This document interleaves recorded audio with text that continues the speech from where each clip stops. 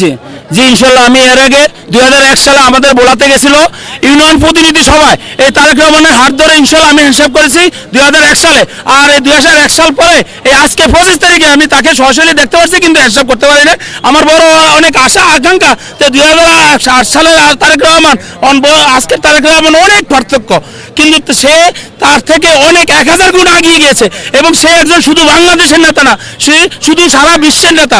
আশা করি আগামীতে ইনশাল্লাহ সারা বিশ্বে সে নেতৃত্ব দিবে, এটি আমাদের আশা ভরসা। এবং আমরা ভোলা থেকে আসছি এবং লঞ্চযোগে 50,000 লোক এবং ভোলা জেলা বিএনপির সভাপতির নেতৃত্বে আলহাজ গোলাম নবী আলমগীরের নেতৃত্বে এবং ভোলা সদর 1 আসনের আলহাজ গোলাম নবী আলমগীর এমপি প্রতিপরার্থী তার নেতৃত্বে আমরা ভোলা থেকে আসছি। আমরা 50,000 লোক আসছি এবং তারেক রহমানকে আমরা আগামীতে প্রধানমন্ত্রী হিসাবে দেখতে চাই ইনশাল্লাহ। আমাদের সকলের দাবি, ভোলা জেলার দাবি, সারা বাংলাদেশের দাবি।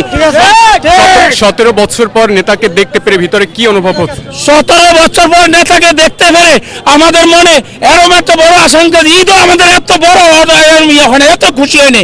ঈদের থেকে বড় আশা আকাঙ্ক্ষা যে আজকে দেখতে পাচ্ছি তাকে, এবং তারও যদি আমি একটু হ্যান্ডশপ করতে পারতাম আরো বেশ ভালো লাগতো আমার ইনশাআল্লাহ। কারণ 2000 সালে তাকে হ্যান্ডশপ করছি আর এর মধ্যে দেখিনি।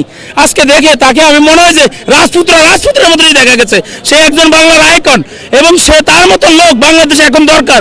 বাংলাদেশে এখন সংকটময় দেশ, বাংলাদেশ যে পরিস্থিতি গণতন্ত্র রক্ষার্থে তাকেই প্রয়োজন। তার বাইরে আমরা তারেক রহমানের বাইরে কেউ